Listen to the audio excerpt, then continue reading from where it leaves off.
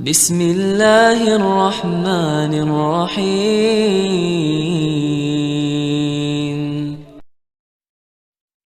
Sekarang pada kesempatan kali ini kita akan bahas contoh salah satu firqah, yaitu Syiah ya. Apa saja akidah Syiah ya. Sebelum kita membahas tentang Syiah, maka kita perlu mengetahui tentang imam-imamnya yang diyakini oleh para Syiah, yang diyakini imam mereka adalah maksum. Dimulai dari Ali bin Abi Thalib radhiyallahu taala anhu. Nah, Ali bin Abi Thalib, jalur anaknya dari dua, pertama Fatimah radhiyallahu taala anha, kemudian dari Al-Hanafiyah.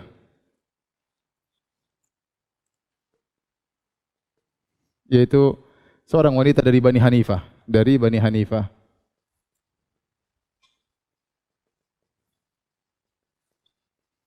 Dari Fatimah bin Ali bin Abi Thalib memiliki beberapa anak ya.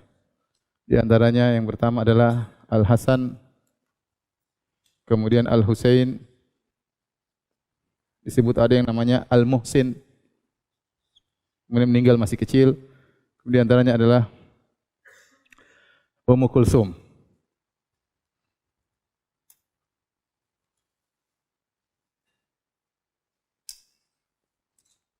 Ummu Kulsum menikah dengan Umar bin Khattab, punya anak namanya Zaid bin Umar. Muhsin meninggal tatkala masih kecil.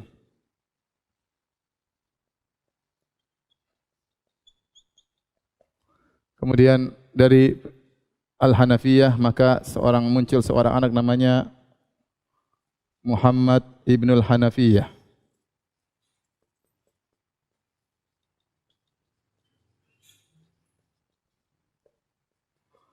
Dinisbahkan kepada ibunya untuk membedakan antara dia dengan putra-putri dari Fatimah radhiyallahu taala anha. Nah, Al-Hasan meninggal ya, diracun ya. Meninggal diracun ya. Kemudian beliau membeli adik namanya Al-Husain. Al-Husain kemudian memiliki anak namanya Ali ibnul Husain, atau disebut dengan Zainal Abidin. Hasan juga punya anak, tapi kita bicara tentang imamnya Syiah, semuanya dari jalur Al-Husain. Ali bin Husain kemudian menikah dengan Fatimah bintul Hasan. Kemudian dia juga memiliki anak dari Ummu Walad, dari budaknya, dari Fatimah bintul Husain bintul Hasan. Kemudian lahirlah di antaranya anak-anak satu,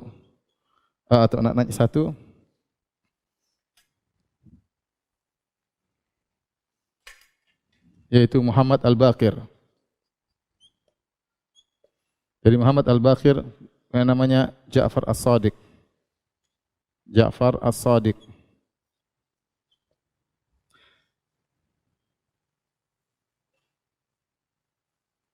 Dari Ja'far As-Sadiq kemudian punya anak namanya Musa Al-Kazim. Ini imam-imam Syiah ya. Mereka semua di atas manhaj Ahlussunnah, cuma diyakini oleh orang-orang Syiah bahwasanya mereka ini adalah maksum, 12 imam. Kemudian Musa Al-Kazim dari Ismail.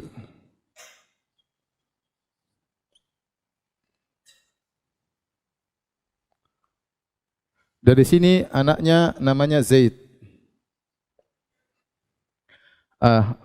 Dari Musa Al-Kazim kemudian punya anak namanya Ali Ridha. Dari Ali Ridha anaknya namanya Muhammad Al-Jawad. Dari Muhammad Al-Jawad anaknya lagi Ali Al-Hadi. Dari Ali Al-Hadi anaknya lagi namanya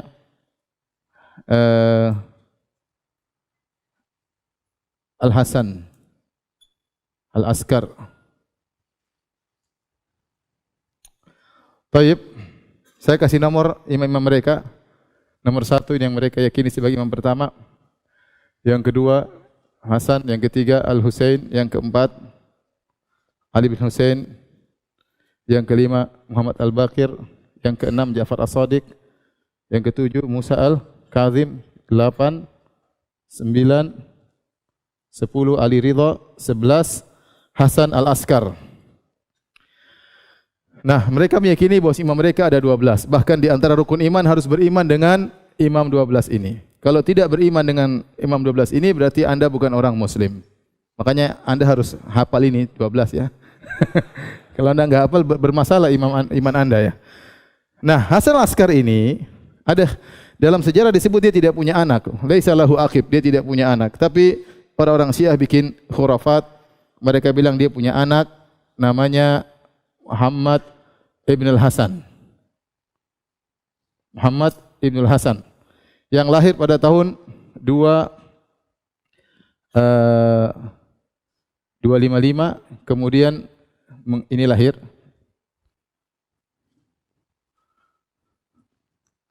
lahir 255 Hijriah, menghilang 260 Hijriah. Nanti akan saya jelaskan sekarang. Taib. Sederhana. Inilah imam ke-12 orang-orang Syiah dan inilah imam mahdinya orang Syiah. Sudah hafal belum?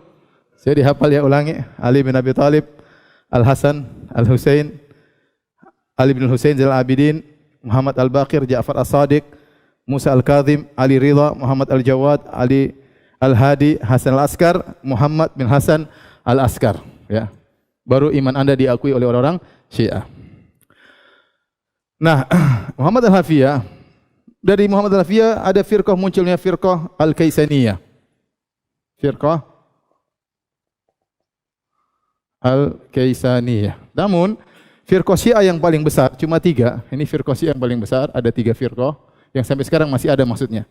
Yaitu Imamiyah atau disebut dengan Itsna Asyariyah atau disebut dengan Ja'fariyah. Sama semua, ini adalah Syiah Imamiyah. Tentu ini juga ada berkelompok-kelompok, khilaf-khilaf juga. Kemudian yang kedua namanya Syiah Ismailiyah. Yang ketiga namanya Syiah Zaidiyah. Dan ini yang paling dekat dengan Ahlus Sunnah wal Jamaah. Nah, ini firqah sudah mungkin enggak ada ya. Sekarang antum perhatikan Ali bin Hasan, ya, Ali bin Husain punya anak Muhammad Al-Baqir. Dari Ummu Walad namanya apa? Zaid. Dari sinilah muncul firqah apa? Zaidiyah. Firqah Zaidiyah. Kemudian Ja'far As-Shadiq, imam ke-6, ya, punya anak 2, Musa Al-Kazim, Ismail. Tapi Ismail lebih tua. Ismail lebih tua daripada Musa Al-Kazim. Namun dalam sejarah disebutkan Ismail meninggal sebelum Musa Al-Kazim. Sementara orang Syiah meyakini bahwasanya keimamahan diteruskan kepada anak tertua. Maka seharusnya yang memegang keimamahan setelah Ja'far As-Shadiq adalah siapa? Ismail bin Ja'far As-Shadiq. Tetapi dia meninggal di zaman bapaknya dan yang tersisa tinggal adiknya Musa Al-Kazim. Sehingga kepemimpinan keimamahan pindah kepada Musa Al-Kazim. Namun sebagian pengikut Ismailiyah tidak terima. Kata mereka Ismail tidak meninggal. Adapun bapaknya waktu menyolati dia salat jenazah itu hanya sekedar taqiyah agar dia tidak dimusuhi oleh dinasti Abbasiyah yang hidup di zaman tersebut yang menzalimi Ahlul Bait. Sehingga Ismail ini masih hidup. Maka muncullah firqah apa? Ismailiyah.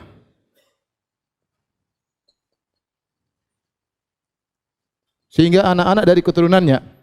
Firqah Ismailiyah juga sampai sekarang masih ada, masih banyak di beberapa negara, di antaranya di Saudi, di Najran. Ya, kalau mereka datang di Masjidil Haram kelihatan mereka biasa berpakai putih-putih ya. Mereka salat Ismailiyah. Cara pakai sorbannya juga beda ya. Jadi firqah Syiah yang masih ramai sampai sekarang ada 3. Ya, Imamiyah, ya, 1, yang kedua Ismailiyah, yang ketiga apa? Zaidiyah. Itu adalah Zaidiyah. Nah, kita akan bahas tentang akidah Syiah. Akidah Syiah Imamiyah. Nanti apa bedanya dengan Ismailiyah belakangan? Apa bedanya dengan Zaidiyah belakangan ya? Apa judulnya? Akidah Syiah Imamiyah. Ini paham enggak ini? Paham ya? Sudah hafal? Baik. Akidah Syiah Imamiyah banyak ya. Cuma kita akan menyampaikan yang penting-pentingnya saja. Di antara akidah Syiah Imamiyah adalah adanya imam 12. Atau 12 imam. Adanya 12 imam yang maksum.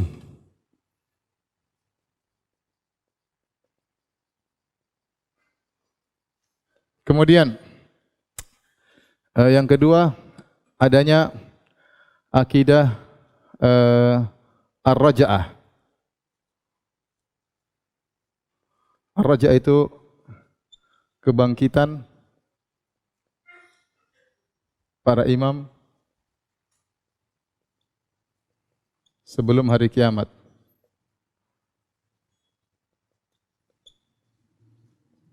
Mereka juga punya akidah Al-Mahdi. Imam Mahdi, yaitu keluarnya Imam Mahdi, yaitu imam ke-12. Siapa imam ke-12? Siapa? Muhammad bin Al-Hasan Al-Askar. Al-Askar. Taib. Kemudian yang keempat ada akidah mereka namanya Al-Ghaibah. Menghilang. Al-Ghaibah terbagi menjadi dua. Al-Ghaibah Al-Kubra, Al-Ghaibah Al-Sughra, sama Al-Ghaibah Al-Kubra. Ini menghilang sebentar.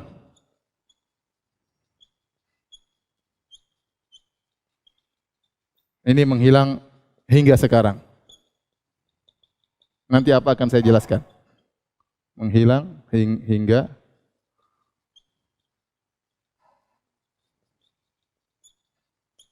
ada akidah mereka juga yang namanya Al-Bada atau Al-Bada'ah. Al-Bada. Ada akidah mereka yang namanya Al-Bada. Ada juga akidah mereka namanya Al-Mut'ah. Ada akidah mereka juga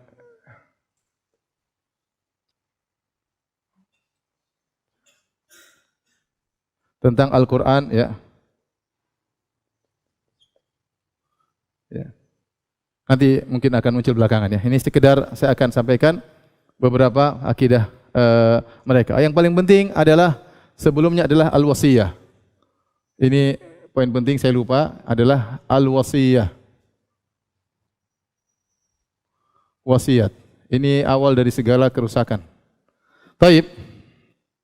Jadi nomornya diganti ya. Mohon maaf. Karena wasiat yang paling pertama, yang paling penting.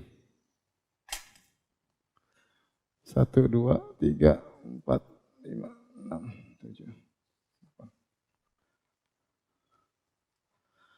Hadirin hadirat yang mati subhanahu wa ta'ala. Syiah muncul dari siapa? Sejarahnya para ulama menyebutkan Syiah muncul dari seorang yang bernama Ibnu Saba. Ibnu Saba adalah seorang Yahudi dari Sana'a, dari Yaman. Dia masuk Islam. Kemudian dia masuk Islam dengan kemunafikan dan ingin merusak Islam dari dalam. Maka dia yang meletakkan batu pertama tentang Syiah ya. Dan syakhsiahnya tokoh ini memang jadi tokoh yang kontroversial. Menurut Ahlu Sunnah ada tokoh ini. Namanya Ibnu Saba. Menurut Syiah ada dua kelompok. Sebagian ulama Syiah mengatakan ini hanya syakhsiah wahmiyah, hanya tokoh fiktif yang tidak ada. Namun sebagian literatur Syiah menyebutkan Ibnu Saba itu ada. Ya.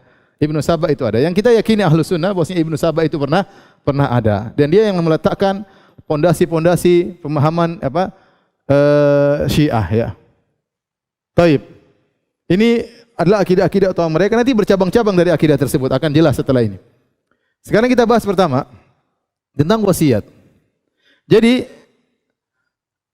Ibnu Saba dia menyebarkan syubhat, ya. Jadi muncul di zaman Khalifah Utsman bin Affan radhiyallahu taala anhu. Dia menyebarkan syubhat tatkala Ali bin Abi Thalib, ya, mau meninggal, atau tatkala Nabi SAW mau meninggal dunia, maka Nabi telah mewasiatkan yang jadi pemimpin adalah Ali bin Abi Thalib. Sebagaimana Nabi Musa alaihissalam yang diyakini oleh orang-orang Yahudi tatkala akan meninggal mewasiatkan kepada Yusha bin Nun. Yusha bin Nun. Sehingga nanti kalau Nabi Musa meninggal yang jadi penggantinya siapa? Yusha bin Nun. Maka demikian pula kata Ibnu Saba, bahwasanya Rasulullah SAW akan meninggal, dia mewasiatkan kepada siapa? Ali bin Abi Thalib. Dan mereka kemudian membuat cerita-cerita khurafat tentang wasiat ini. Di antara saya baca riwayat-riwayat yang mereka miliki, tatkala Nabi hendak meninggal dunia, maka Allah memerintahkan melalui Jibril alaihissalam kepada Nabi SAW agar beliau berhaji dan berwasiat, ya, tentang khilafah. Di antara wasiat beliau, wasiat perintah yang disampaikan oleh Jibril kepada Nabi agar Nabi berhaji dan beri wasiat. Maka Nabi SAW berangkat untuk melaksanakan ibadah haji. Tetapi beliau tidak berwasiat untuk menyampaikan bahwasanya yang menggantikan saya adalah Ali bin Abi Thalib. Nabi berhaji. Jibril tanya lagi, "Kenapa sudahkah engkau beri wasiat?" Ternyata belum. Ya. Kemudian Nabi pulang dari haji, belum juga. Kenapa? Ternyata Nabi khawatir orang-orang akan memberi kemudaratan kepada dia. Dia ingin ada jaminan penjagaan. Maka akhirnya tatkala Nabi sampai di Ghadir Khum, ya, yaitu semacam mata air namanya Al-Ghadir, maka turunlah firman Allah Subhanahu wa taala, "Ya ayuhan nabi, balligh ma unzila ilaika min rabbik wa illam taf'al fama ballaghta risalatah wallahu ya'simuka minan nas." Wahai Nabi, ya, sampaikanlah apa yang diwahyukan Allah kepadamu, yaitu tentang wasiat. Kalau kau tidak sampaikan, sampai Allah tegur keras. Kalau kau tidak sampaikan, berarti kau tidak menyampaikan risalah Allah. Allah akan menjagamu. Allah akan menjagamu. Jaminan sudah turun. Setelah jaminan turun, Nabi akan terjaga, baru Nabi sampaikan bahwasanya yang akan menjadi pengganti saya adalah siapa? Ali bin Abi Thalib. Itu disampaikan di mana? Disampaikan di Al-Ghadir. Makanya orang-orang Syiah punya hari Id yang ketiga, Idul Fitri, Idul Adha sama Idul Ghadir. Kenapa? Karena disitulah Nabi memberikan wasiat di hadapan para sahabat bahwasanya yang akan menjadi penggantiku setelah aku meninggal dunia adalah siapa? Ali bin Abi Thalib. Ini khurafat mereka. Awal daripada khurafat mereka. Kemudian, ya, ternyata waktu Nabi SAW meninggal dunia, siapa yang diangkat menjadi khalifah? Abu Bakar radhiyallahu anhu. Nah, ini musibah bagi Syiah, ya. Menurut Syiah yang harusnya jadi pemimpin adalah Ali bin Abi Thalib. Berarti Abu Bakar telah merebut, ya, telah kufur kepada wasiat Nabi SAW. Nabi suruh dan Abu Bakar dan para sahabat hadir di Al-Ghadir bahwasanya yang menjadi penggantiku adalah Ali. Ternyata Abu Bakar kufur. Setelah Abu Bakar kufur, Umar kemudian mengambil kepemimpinan, kufur juga kepada Ali. Kemudian Umar kufur, Utsman juga ngambil kepemimpinan dari siapa? Merampas kepemimpinan daripada Ali. Sehingga tiga ini kafir. Dan seluruh sahabat tatkala mengangkat Abu Bakar sebagai pemimpin, maka mereka semua murtad tatkala itu. Apa dalilnya? Ya. Kata Allah Subhanahu wa taala, "Wa Muhammadun illa rasulun qad khalat min qablihi rusul afa immata aw qutilan qalabtum ala aqabikum." Tidaklah Muhammad kecuali hanyalah seorang rasul, telah berlalu rasul-rasul sebelumnya yang mereka juga meninggal dunia. Apakah jika Nabi Muhammad meninggal dunia atau terbunuh, kalian akan murtad? Ya, kata mereka ini ayat menunjukkan sahabat murtad semua tatkala itu. Tatkala Nabi apa? Dan ayat tadi juga enggak ada hubungannya dengan masalah wasiat, tapi mereka gatok-gatokkan sebagaimana kalau kita bilang tafsir gatok, ya. Jadi dari sini mereka mengkafirkan para sahabat. Dan seluruh sahabat yang membenarkan Abu Bakar maka mereka juga kafir. Dan semua yang mengimani Abu Bakar adalah khalifah yang pertama semuanya kafir. Kenapa? Karena berarti akidah mereka tentang Imam 12 hancur. Karena imam pertama harusnya siapa? Ali bin Abi Thalib. Maka sebelum Ali bin Abi Thalib tidak ada yang boleh sah. Yang sah cuma 12 imam. Paham? Paham tidak? Maka dari sini antum tahu bahwasanya Ahlus Sunnah atau Muslim Islam dan Syiah tidak mungkin bersatu. Kenapa saya katakan? Islam dibangun di atas meyakini sahabat adalah orang-orang yang udul, yang adil. Orang-orang yang terpercaya. Kenapa? Karena Al-Quran dan Sunnah sampai kepada kita melalui siapa? Para sahabat. Sementara agamanya Syiah tidak mungkin berdiri kecuali para sahabat kafir. Saya ulangi. Agama Syiah tidak mungkin berdiri kecuali para sahabat apa? Kafir. Kalau para sahabat tidak kafir, berarti Abu Bakar sah. Kalau Abu Bakar sah, berarti agama Syiah buyar. Paham? Saya ulangi lagi. Kita Islam tidak bisa berdiri kecuali para sahabat apa? Jujur dan terpercaya. Karena yang membawakan Al-Quran dan Sunnah kepada kita siapa? Para sahabat. Kalau para sahabat ternyata munafik, tidak benar, berarti Al-Quran ini nggak beres.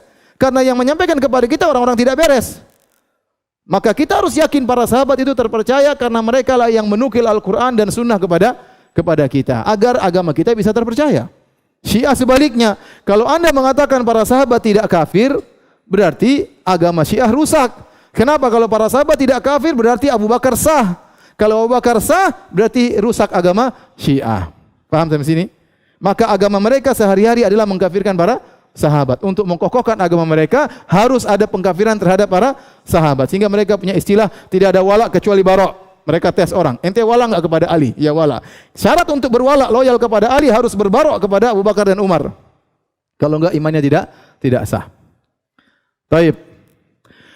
Kemudian dari wasiat ini berkembang menjadi 12 imam. 12 imam ini yang kata Nabi sallallahu alaihi wasallam dalam Sahih Bukhari, ya, menurut dalil mereka, ya, kata Nabi sallallahu alaihi wasallam, la yazalul Islam, ya, saddan mani'an atau azizan mani'an, ya. Ya, ila 12 khalifah.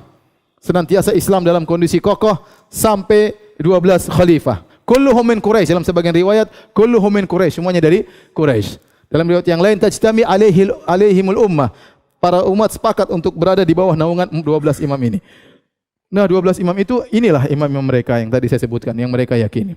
Padahal kalau kita baca hadis tersebut, maksudnya bukan imam-imam ini, ya. Kenapa? Karena di zaman-zaman imam ini Islam tidak kuat, ya. Padahal kata Nabi, la yazal Islam mani'an, kuat tatkala itu, azizan, kuat. Sehingga pendapat Ibnu Hajar dan juga pendapat Ibnu Taimiyah rahimahullah taala, maksudnya 12 imam tersebut adalah Abu Bakar, Umar, Utsman, Ali, ya. Kemudian Muawiyah, karena Al Hasan tidak cuma 6 bulan kemudian dia meninggalkan apa? Khilafah kepada siapa? Muawiyah. Kemudian Yazid bin Muawiyah. Yang keenam, kemudian setelah Yazid bin Muawiyah terjadi gejolak sehingga terbunuh Abdullah bin Zubair. Kemudian Abdul Malik bin Marwan. Kemudian anak-anaknya yang 4, Al-Walid bin Abdul Malik. Kemudian Sulaiman bin Abdul Malik. Kemudian Yazid bin Abdul Malik. Kemudian yang terakhir Hisham bin Abdul Malik. 11. Di antara anak-anak antara Sulaiman dan Yazid ada Umar bin Abdul Aziz. Itu 12 imam dari Quraisy yang di zaman mereka Islam kuat dan umat semua berada di bawah naungan mereka. Sepakat untuk membaiat mereka. Paham? Namun Syiah menafsirkan hadis tersebut yang dimaksud dengan 12 imam adalah imam kami ini. Ya. Sehingga muncullah akidah mereka namanya akidah 12 imam yang maksum. Nah, mereka mengatakan imam-imam ini harus maksum. Tidak boleh salah. Tidak tahu dalilnya apa, tentu mereka punya dalil, ya. Dalil dari buku-buku Syiah, ya. Bukan cuma Nabi yang maksum, 12 imam ini juga maksum dan ini akibatnya parah. Karena kalau 12 imam itu maksum, melazimkan kedudukan mereka sama dengan Nabi, ya. Jadi kalau maksum, ya, Nabi sama dengan imam. Yaitu sama-sama apa? Maksum. Cuma namanya imam. Namanya imam, kedudukannya seperti apa? Nabi. Nah, kalau ini maksum, kalau imam juga maksum, berarti seluruh perkataan dan perbuatan imam juga dalil. Kenapa kita bilang perkataan perbuatan Nabi adalah dalil, hadis adalah dalil? Karena Nabi maksum. Maka semua perkataannya, semua perbuatannya dalil bagi kita. Tatkala Anda mengatakan imam juga maksum, berarti semua perkataannya, perbuatan juga apa? Dalil. Makanya kalau antum buka literatur Syiah, ada Al-Quran, ada hadis Nabi, ada hadis imam. Ada hadis apa? Hadis imam. Dari situ juga kita tahu bahwasanya Islam tidak mungkin bersatu dengan Syiah. Kenapa? Literaturnya pasti berbeda. Sumber hukumnya apa? Berbeda. Kalau kita cuma 2, Al-Quran dan apa? Sunnah. Semua selain Nabi kulun yu'khadhu min qawli wa yurad. Semua selain Nabi boleh diambil perkataannya, boleh dibantah, termasuk sahabat semuanya. Kecuali Nabi yang maksum. Mereka tidak. Kita punya imam 12 yang semuanya apa? Maksum. Nah, kalau begitu ada sumber hukum dan mereka praktekan. Makanya kalau antum buka buku-buku mereka seperti Al-Kafilul Kulaini, antum buka Bihrul Anwar lil Majlisi yang 100 jilid, ente buka berkata imam ini, berkata imam. Jadi hadis. Jadi sumber dalil bagi mereka. Makanya saya pernah dialog sama seorang Syiah. Saya bilang, ya akhi, tidak mungkin kita bisa gabung karena sumber kita berbeda. Dia bilang khilaf kita kecil. Enggak kecil, saya bilang. Gimana mau kecil? Ente punya sumber hukum yang lain yang ketiga namanya hadis imam. Dia enggak bisa jawab. Dia enggak bisa mengingkari. Karena imam-imam kalian maksum, maka ente punya sumber hadis hukum yang ketiga, yaitu apa? Hadis-hadis imam. Saya juga pernah berdialog dengan salah seorang Syiah di Saudi.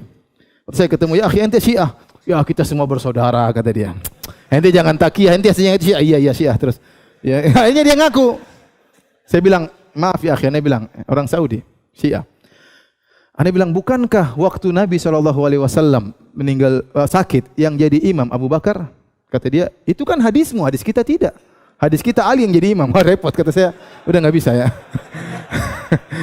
Jadi ini juga dalil bahwasanya sunnah dan Syiah tidak mungkin apa? Bersatu. Karena Syiah punya sumber hukum yang ketiga, itu apa? Hadis imam. Paham? Baik. Kita loncat kepada hadis Mahdi. Tentang Mahdi ya. Mahdi ya, kalau versi Ahlus Sunnah namanya Muhammad ibn Abdullah. Kata Nabi SAW akan muncul Mahdi di akhir zaman. Kata Nabi, yuwati'u ismuhu ismi, namanya sama dengan namaku, wasmu abihi isma abi, dan nama bapaknya sama dengan nama bapakku, namanya Muhammad bin Abdullah. Ya. Adapun orang Syiah, ya, mereka mengatakan Mahdi itu adalah yang terakhir ini, Muhammad bin Hasan al-Askar.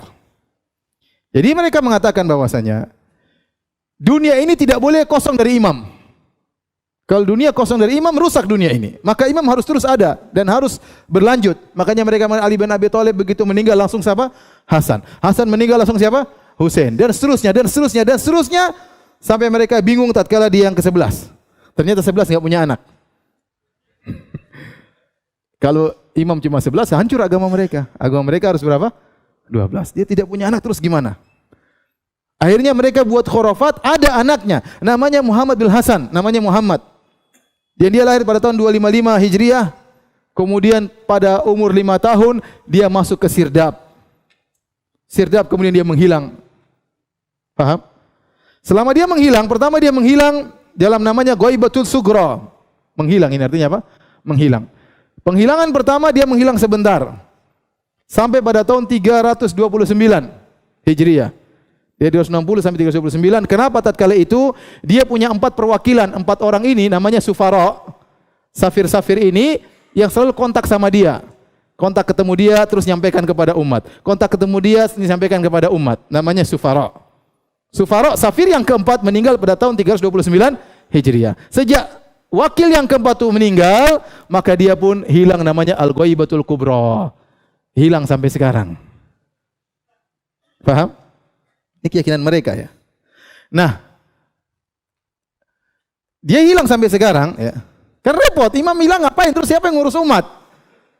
Maka mereka punya akidah, mereka buat baru, dibuat oleh Khomeini, namanya Wilayatul Faqih. Wilayatul Faqih adalah para faqih yang mengatur urusan umat sebelum imam muncul. Ya, karena imam harus ada.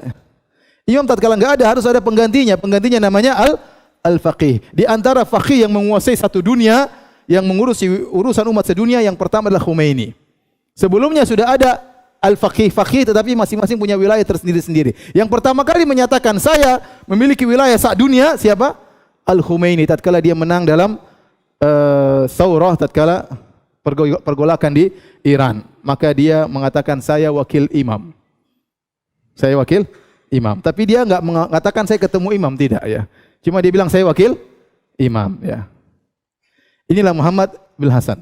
Itulah namanya Al-Ghaibatul Kubra. Nah, Imam Mahdi nanti muncul di akhir zaman menjelang hari kiamat. Kapan? Tatkala Muhammad bin Hasan nanti keluar ya. Yang jelas dia tidak ada ya. Coba sekarang dia menghilang, dia lahir tahun 255. Sekarang 1441. Berapa umurnya sekarang? Coba hitung. Coba hitung. 1000 lebih. 1200-an kan? 1255, sekarang 1441. 1200-an umurnya. Dan dia sudah sembunyi 1100-an tahun. Sebenarnya mungkin umurnya lebih panjang daripada Nabi Nuh alaihissalam. Sembunyi di dalam. Dia tidak, mereka bilang dia tidak sembunyi, cuma tidak kelihatan. Ya. Makanya dia hajian tiap tahun. Kata mereka gitu, dia hajian tiap tahun, cuma tidak kelihatan. Terus apa fungsinya dia sembunyi kalau selama ini tidak bermanfaat? Apa fungsinya? Hajian ikut haji, nanti umrah ikut umrah, tapi nggak ada yang tahu dia, nggak ada yang kenal dia. Ya, itulah Muhammad bin Hasan, tapi umurnya sudah sangat panjang dan mereka berharap dia akan muncul. Nah, kalau dia muncul dia ngapain? Kalau dia muncul, maka itu akidah disebut ar-raja'ah. Dia akan sebelum dia muncul, waktu dia muncul maka bangkitlah, dia masih hidup, dia tidak mati. Maka bangkitlah imam-imam yang lain, di antaranya Ali bin Abi Thalib akan bangkit. Di antaranya imam-imam yang lain juga akan bangkit, disebut dengan ar-raja'ah, kebangkitan sebelum hari kiamat. Apa tugas? Kenapa mereka harus bangkit sebelum itu? Untuk membalas dendam.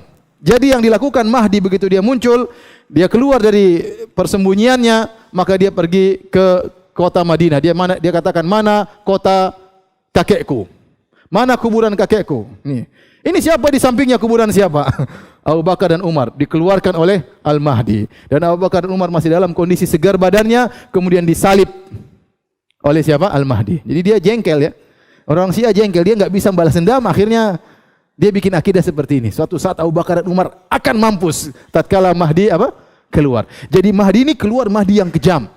Mahdi untuk al-intiqam, untuk membalas dendam. Bahkan dia membunuh orang-orang Arab. Dia cari orang Quraisy satu persatu dia bunuh.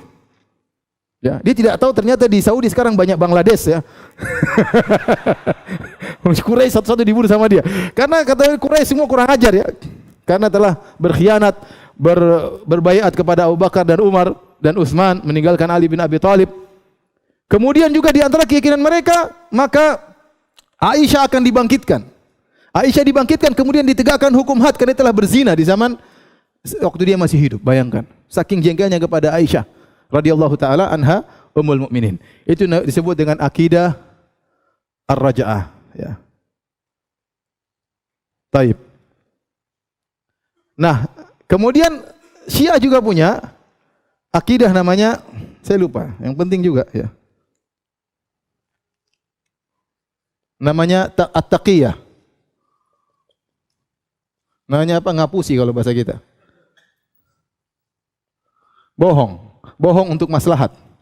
Bohong untuk maslahat. Nah, Syiah ya, mereka sering hidup menurut mereka dalam kondisi diintimidasi oleh Bani Abbasiyah. Sehingga mereka untuk menyelamatkan diri mereka melakukan apa? Taqiyah. Boleh berbohong. Kata mereka Nabi juga pernah berbohong. Kapan Nabi berbohong? Kata mereka waktu Abdullah bin Ubay bin Salul, gembong orang-orang munafik, meninggal dunia, maka Nabi SAW datang untuk menyolatkan mayat Abdullah bin Ubay bin Salul, dan itu ada dalam Sahih Bukhari dan yang lainnya. Ya, waktu Nabi salat, kemudian Nabi ditegur oleh Allah Subhanahu wa taala, "Wala tusalli ala ahadin minhum mata abada." Nabi berisyad dan Nabi salah ditegur oleh Allah Subhanahu wa taala. Kata mereka, Nabi waktu salat, Nabi salat tapi Nabi dalam doanya, ya Allah, laknatlah si dia ini, laknatlah si dia. Jadi Nabi seakan-akan salat padahal dia melaknat siapa? Abdullah bin Ubay bin Salul. Jadi Nabi bertaqiyah, para sahabat tidak tahu ternyata Nabi maki-maki siapa? Abdullah bin Ubay bin Salul. Jadi Nabi pernah bertaqiyah. Bantahannya mudah, ngapain Nabi bertaqiyah? Wong Nabi dalam kondisi tidak ada yang Nabi takuti tatkala itu. Bukankah kalian mengatakan taqiyah dilakukan kalau perlu ada keperluan? Nabi ngapain taqiyah? Kalau Nabi maki-maki dia langsung maki-maki saja. Nabi takut sama siapa? Ya, justru dia Abdullah bin Ubay bin Salul jadi munafik karena takut sama kaum muslimin. Makanya dia jadi apa? Munafik. Terus kata mereka juga dalilnya Ali bin Abi Thalib pernah bertaqiyah. Ada orang munafik meninggal, Ali bin Abi Thalib kemudian mau salatin. Maka ditegur oleh pengikutnya, "Kenapa engkau menyolati dia?" Tunggu. Dengar, ikut saja.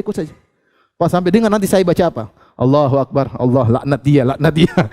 Jadi Ali bin Abi Thalib juga maki-maki orang ini, membohongi orang lain. Jadi kata mereka taqiyah ini penting, ini akidah. Barang siapa bertaqiyah maka pahalanya sekian. Bayangkan. Sejak kapan bohong jadi apa? Berpahala. Akhirnya kita katakan ya, kalau ternyata mereka bertaqiyah, bagaimana mereka bisa membenarkan riwayat-riwayat mereka? Sekarang orang-orang Syiah punya buku-buku hadis.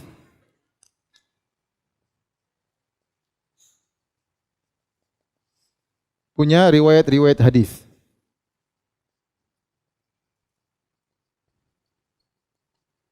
Bukankah hadis itu isinya adalah para perawi?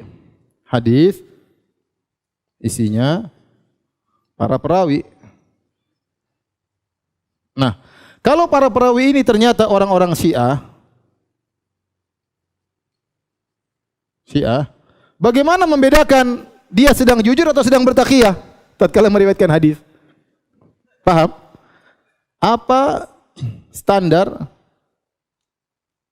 untuk mengetahui sang perawi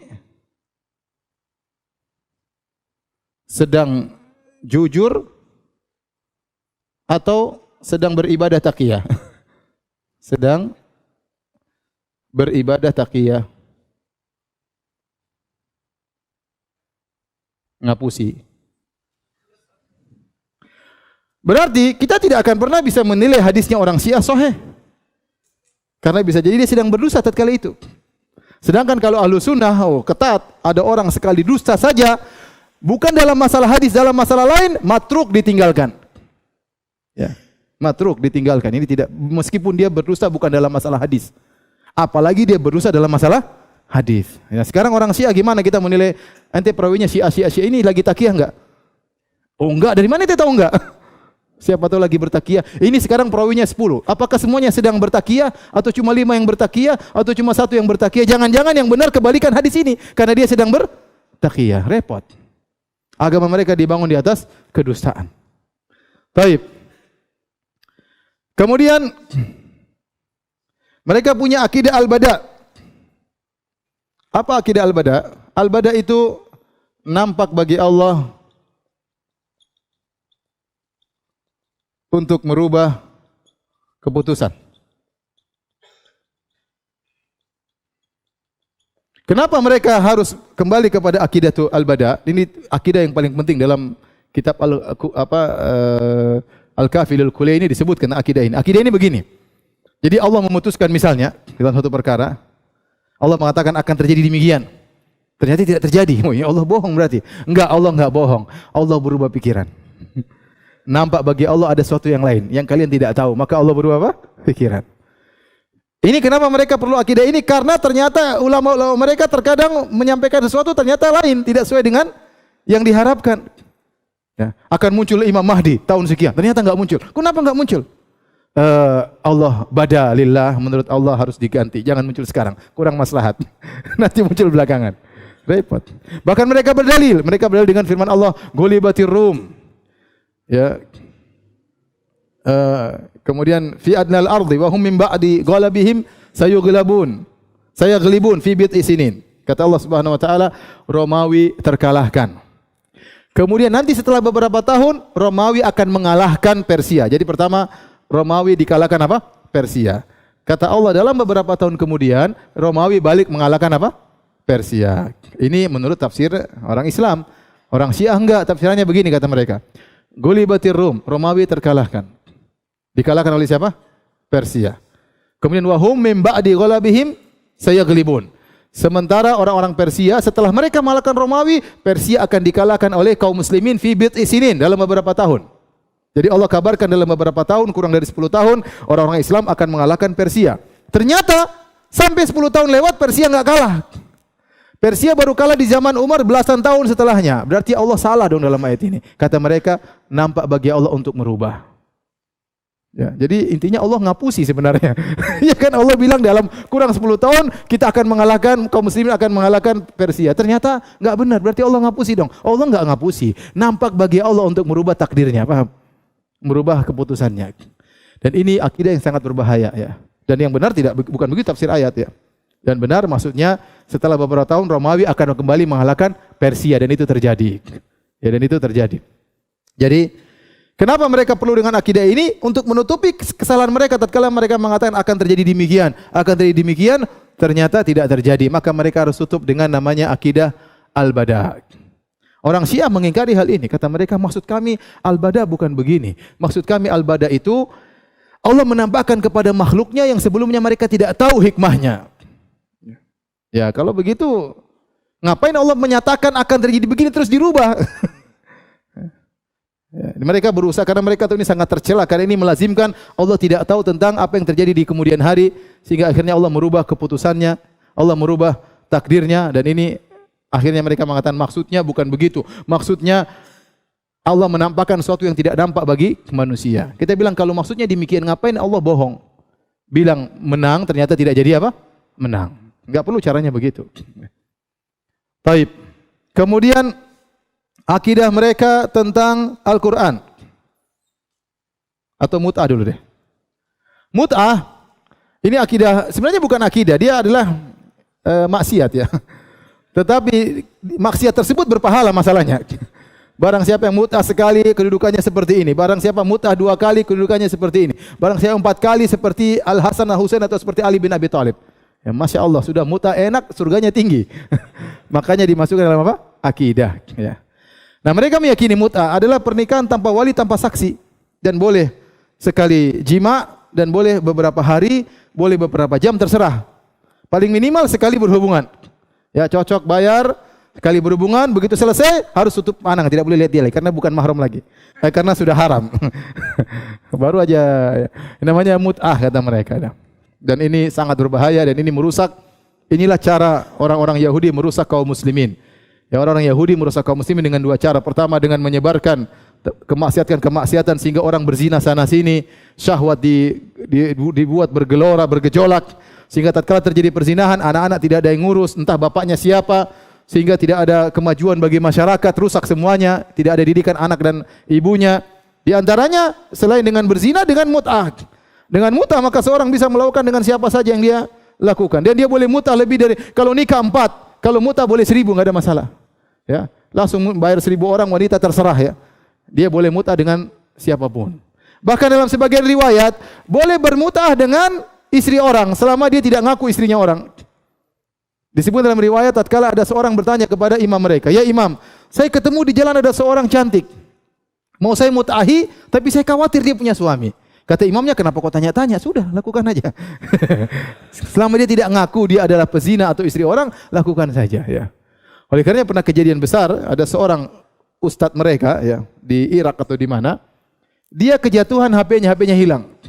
Didapati oleh salah seorang muridnya, dibuka ternyata isinya ada video dia sedang bermut'ah dengan istri temannya. Jadi dengan istri muridnya. Jadi heboh tatkala itu. Ya, karena mereka meyakini boleh ya. Dan mut'ah ini ya hakikatnya adalah apa? Zina. Adapun tentang Al-Qur'an, maka orang-orang Syiah meyakini Al-Qur'an ya. Al-Qur'an apa? Kurang.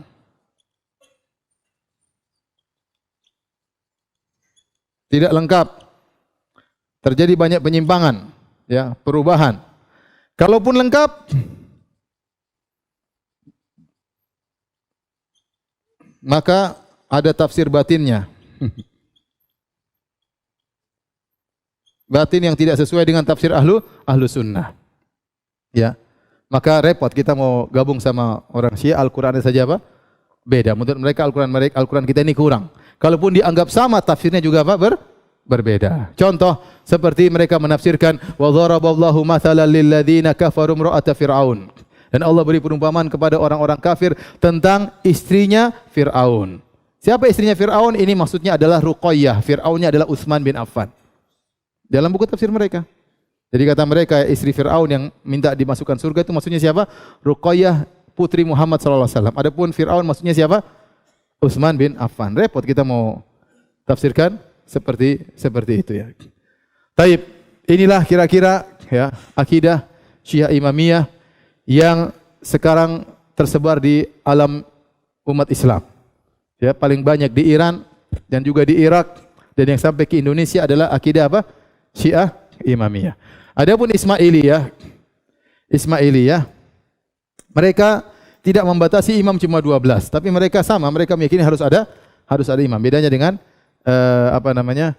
Imamiyah. Kemudian mereka juga selain tidak membatasi 12 imam, mereka juga terkenal dengan tafsir kebatinan. Dengan tafsir bahwasanya Al-Qur'an itu ada tafsir zahir, ada tafsir batin. Intinya juga sesat sama saja. Kemudian adapun firqah Zaidiyah. Firqah Zaidiyah mereka lebih cenderung dekat kepada Ahlussunnah wal Jamaah. Di antaranya mereka menghormati Abu Bakar dan Umar. Mereka tidak mengkafirkan Abu Bakar dan Umar. Dan mereka meyakini bahwasanya khilafah bukan dengan warisan. Khilafah bukan dengan apa? Warisan, tetapi dengan kesepakatan alul hil wal aqd. Harus ada ulama yang sepakat menunjuk dia menjadi pemimpin ya atau bukan. Jadi dari sini kita tahu bahwasanya firqah Zaidiyah lebih condong kepada Ahlus Sunnah wal Jamaah. Keberadaan firqah Zaidiyah kebanyakan di Yaman. Saya pernah ketemu dengan sebagian mereka. Mereka mengatakan Aisyah radhiyallahu anha, Abu Bakar radhiyallahu anhu, kemudian Umar radhiyallahu anhu. Kalau Muawiyah tunggu dulu katanya. Tapi sahabat-sahabat yang secara umum mereka mengatakan radhiyallahu taala anhum, semoga Allah meridhai para sahabat. Sehingga khilaf ya hanya sekedar masalah fikih, mereka lebih condong kepada fikih mazhab Hanafi ya. Adapun secara akidah masih jauh lebih baik daripada Imamiyah dan apa? Ismailiyah ya. Tetapi sekarang keberadaan mereka wallahu alam bisawab. Yang terjadi di Yaman sekarang banyak Zaidiyah berubah menjadi apa? Imamiyah. Karena yang menolong mereka adalah orang-orang apa? Iran. Sehingga akidah mereka wallahu alam sekarang masih bertahan atau tidak. Dan saya katakan kebanyakan Syiah di alam semesta ini kebanyakannya Syiah siapa? Imamiyah ya. Taib, inilah kira-kira tentang firqah Syiah. Jangan lupa hafal Imam 12 sehingga antum dianggap beriman oleh orang Syiah ya. Kalau ada yang bertanya, saya persilahkan. Wallahu taala alam bisawab setelah azan ya.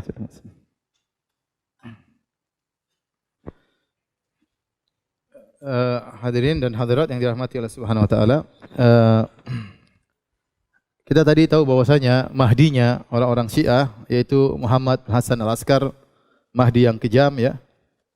Yang akan melakukan perbuatan onar ya sebelum hari kiamat. Namun masalahnya namanya Muhammad bin Hasan ya. Sementara dalam hadis-hadis namanya Muhammad bin Abdullah. Jadi mereka bingung gimana cara mengkompromikan Muhammad bin Hasan. Kebetulan imam yang ke-11 namanya Hasan, anaknya sudah pas namanya Muhammad. Padahal anaknya pun tidak ada ya. Sehingga akhirnya mereka berusaha mentakwil ya. Kata mereka Muhammad bin Hasan maksudnya Muhammad bin Hasan sama dengan Muhammad bin Abi Abdullah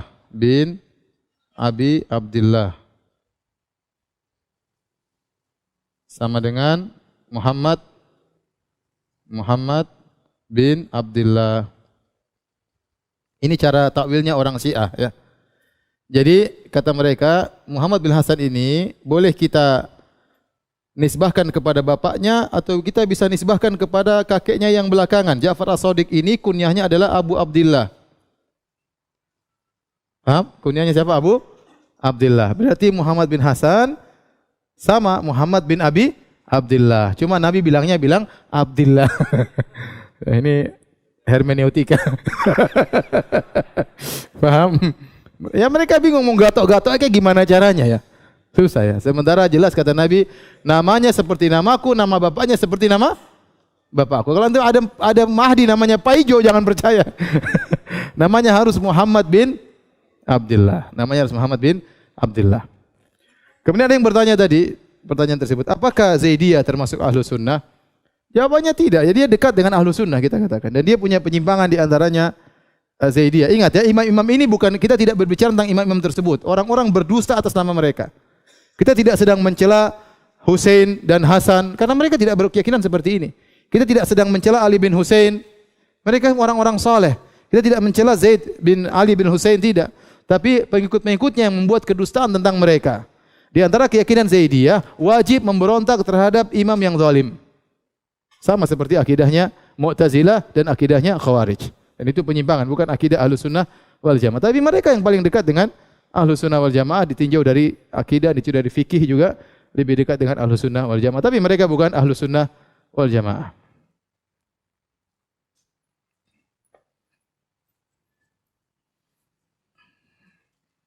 Kalau mahdinya Ahlus Sunnah, maka akan datang dengan bawa rahmat, akan ada keadilan, kejayaan, rahmat, kekayaan banyak ya. Beda dengan mahdinya orang Syiah, datangnya kerjanya membunuh sana sini. Apakah Syiah termasuk dalam 72 firqah sesat? Kalau Syiah yang gulu, yang berlebih-lebihan, ya, yang mengatakan bahwasanya Quran kurang, ya, mengatakan Abu Bakar, Umar kafir, ya, mereka bukan termasuk 72, ya. Ya, mereka golongan kufar. Kalau Syiah sampai seperti itu, ya. Ya. Tapi kalau orang-orang awam yang tidak ngerti, wallahu alam bisawab, ya, asalnya mereka intisab kepada Islam, dan asalnya mereka harus diiqamatil hujjah dan yang lainnya. Tapi saya katakan pemimpin mereka, tokoh-tokoh mereka, maka mereka bukan orang Islam. Bagaimana orang Islam meyakini Al-Quran itu kurang? Bagaimana orang Islam mengatakan Abu Bakar dan Umar apa? Kafir. Kenapa mereka mengatakan Al-Quran kurang? Karena mereka bingung. Banyak ayat-ayat dalam Al-Quran memuji sahabat. Bingung mereka. Mereka bantah dua. Kata mereka, ini ditahrif oleh sahabat. Ayat-ayat pujian sahabat itu enggak ada. Atau kata mereka yang kedua, badalillah. Ternyata kemudian hari Allah merubah pikiran. Ternyata sahabat kafir. Waktu lagi muji sahabat, waktu itu Allah tidak duga ternyata mereka kafir di kemudian hari.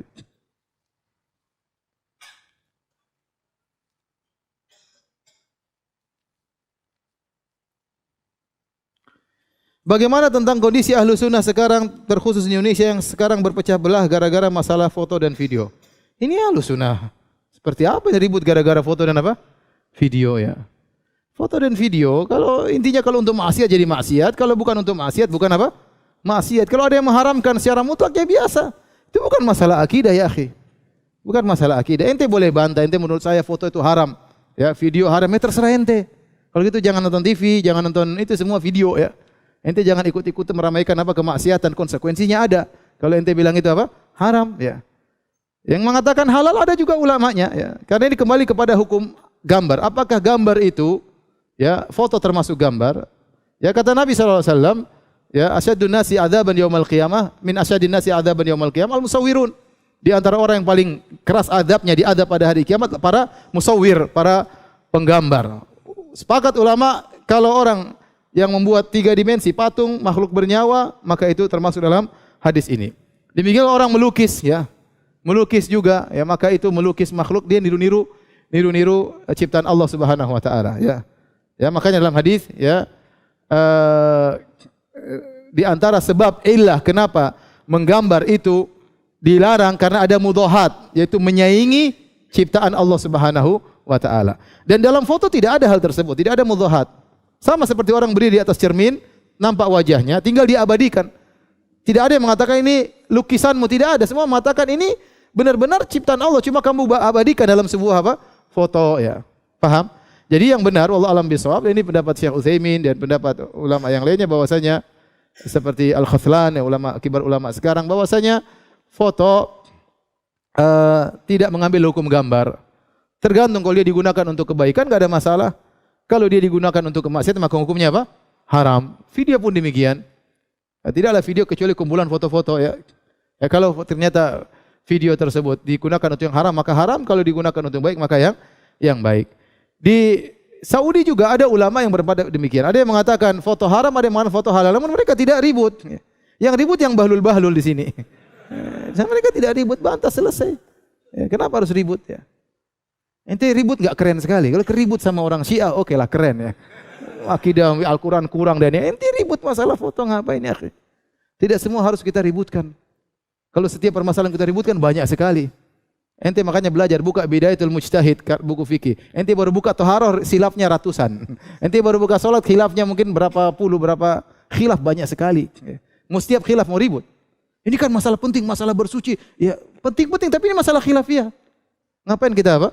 Ada masalah yang kita harus tegas, masalah akidah. Makanya Ibnu Taimiyah waktu ditanya, kenapa Anda tidak menulis tentang akidah? Kata Ibnu Taimiyah, kalau masalah fikih, selama tidak menyelisih ijma' maka tidak boleh disesatkan. Selama tidak menyelisih apa?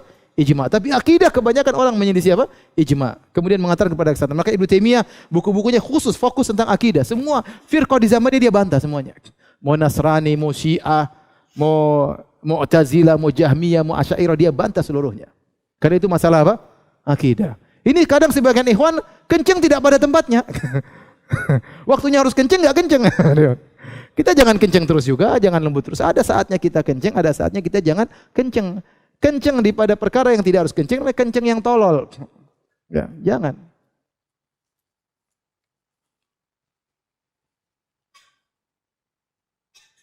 Contoh sederhana. Masalah kunut subuh. Masalah kunut subuh. Kita bisa sampaikan kunut subuh hukumnya bid'ah menurut saya, dan ini pendapat mazhab Hanafiyah. Bisa kan dengan santai. Adapun mazhab Syafi'i sunnah, mazhab Maliki sunnah, mazhab Zahiri sunnah. Ibnul Qayyim mengatakan boleh sesekali. Az-Zahabi mengatakan boleh sesekali. At-Tabari mengatakan boleh sesekali. Ternyata jumhur ulama mengatakan sunnah. Abu Hanifah mengatakan apa? Bid'ah. Imam Ahmad mengatakan tidak disunahkan tapi tidak dibid'ahkan oleh Imam Ahmad. Saya pilih pendapat Abu Hanifah. Selesai kan? Tapi kalau ini bid'ah, merusak agama. Ente tahu enggak ini? Ribut enggak orang? Ribut. Berarti Imam Syafi'i dulu merusak agama. Paham? Tergantung cara kita penyampaian. Kalau ente bilang ini bid'ah, ini masalah besar. Kenapa ente ini masalah solat? Hati-hati ente bikin bid'ah dalam solat. Jadi perkara besar. Tergantung ente mau besarkan masalah atau mengecilkan masalah. Paham? Kalau ente sampaikan ini, pakai ini. Anak bikin ini. Satu. Imam Syafi'i, Imam Malik. Ini sunnah. Ini tidak disunahkan, ini bid'ah. Ya sudah. Ente kan tahu yang bilang bid'ah Abu Hanifah rahimahullahu ta'ala. Apakah ente perlu kencang di tempat yang tidak perlu dikencangkan? Ya terserah ente. Ketahuan mana yang berilmu, mana yang bahlul, kelihatan. Oleh karena maksud saya, dalam banyak masalah kita jelaskan. Misalnya saya menjelaskan tentang masalah foto. Taruhlah saya berpendapat foto itu haram. Hak saya. Saya bilang foto ini haram, dalilnya begini-begini. Sudah tanpa harus ribut dengan yang lain. Karena saya tahu dia tidak mengikuti hawa nafsu. Dia punya dalil. Jangan sampai kita menggambarkan setiap orang menyelisih kita pasti mengikuti hawa nafsu. Enggak boleh. Dia punya dalil, dia punya ulama, terus kita gambarkan seakan-akan dia mengikuti apa? Hawa nafsu, sehingga kita merendahkan dia, kita ajak murid-murid kita untuk menghina dia. Ini enggak benar seperti itu. Ini bukan cara ahlu sunnah. Ya. Oleh karenanya, kita harus belajar fikih khilaf itu ada. Apalagi kalau antum sudah belajar firaq. Ya. Saya belajar firaq di kuliah. Ya. Lihat, khilafnya besar-besar. Maka saya lihat khilaf kecil-kecil bagi saya itu ringan. Ya. Jangan kita yang kecil besar-besar kita enggak ngerti, yang kecil-kecil kita sibuk ributkan masalah itu. Ya enggak benar, khilaf tetap selalu ada. Pandangan selalu berbeda-beda. Kita mengajak semua orang ikut kita belum tentu. Sekarang kita saja terkadang berpendapat begini, besok kita berubah. Ustadz kita terkadang begini, bisa jadi dia berubah di kemudian hari. Tapi demikian saja kajian kita. Ya. Semoga antum bisa menjadi orang-orang yang bijak ya, kencang pada tempatnya, lembut pada tempatnya. Sekarang kita hidup di kondisi yang kaum muslimin butuh kelembutan. Sementara orang kafir ya, ingin merusak kaum muslimin. Ya kalau tidak perlu kita kencang-kencang, ngapain kita kencang-kencang? Tugas kita menyampaikan kebenaran dengan cara yang terlembut. Semoga saudara-saudara kita yang menyimpang dapat hidayah. Ya, itu tujuan kita.